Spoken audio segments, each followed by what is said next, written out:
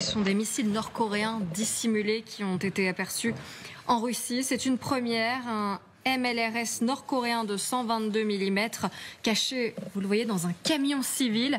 Il a été repéré, alors on ne sait pas exactement où, mais dans les petites précisions qui sont données sous la vidéo, ce serait dans une zone frontalière en Russie. Ce système, alors sachez qu'il a été dévoilé pour la première fois lors d'un défilé militaire de Pyongyang.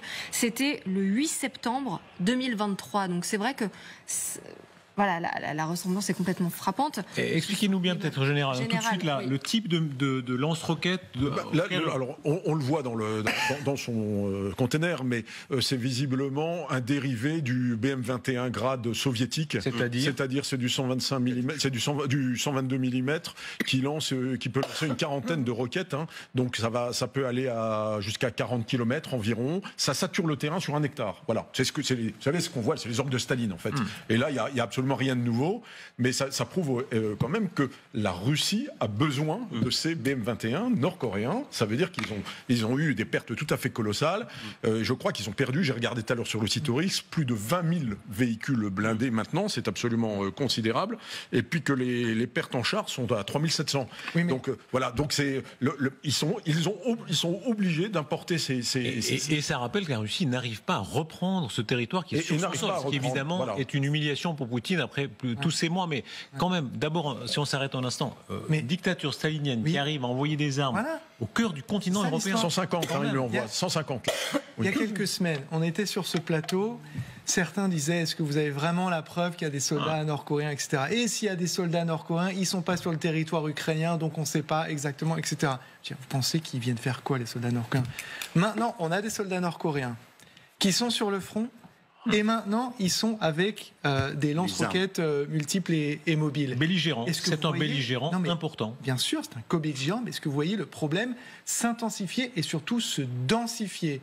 On a des couches et des couches supplémentaires qui sont en train de s'additionner. Donc il y a eu un premier ballon d'essai, 3 000 hommes, 10 000 hommes. Maintenant, on a des lance-roquettes multiples, etc. Qu'est-ce qui va suivre? On vit des heures incroyables. Certains disent depuis les invasions mongoles, c'est vous l'historienne de la Russie, c'est quoi les invasions mongoles? C'est quel siècle? 13e siècle. 13e siècle. Donc depuis les 13e... Enfin, ça a duré plus longtemps. L'ordre d'or. Ça a duré 250 ans. En tout cas, depuis le 13e siècle... La Russie vous lancez dans une discussion de salon historique sur les invasions mongoles? Non. Allez, depuis le XIIIe siècle en tout cas, on n'avait pas vu un tel effort d'armée venant de l'extrême Asie sur le continent d'Asie.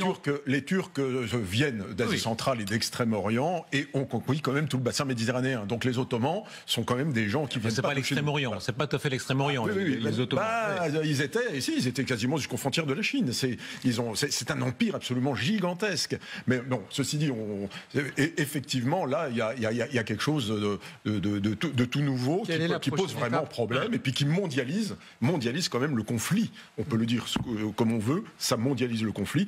Que la Corée du Nord soit impliquée, c'est un vrai problème. Chose importante, à mon avis, à rappeler systématiquement, la Corée du Nord est sous les sanctions onusiennes et Poutine a signé l'accord intergouvernemental avec cet État sous les sanctions onusiennes dans le domaine militaire. Ça veut dire que c'est la violation directe des accords onusiennes. Personne ne s'en émeut. Pour le premier, le secrétaire général des Nations Unies. Il est où Guterres? Il est où pour contester cet accord? Mais en revanche, vous savez, là où il joue sur la chose, c'est que ça se passe en Russie. Ça se passe à Koursk.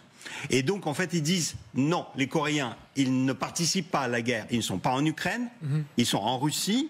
Et donc, en fait, ils aident les Russes à régler le problème. Et en fait, du point de vue du droit international, et je parle sous votre condition, ça change beaucoup de choses.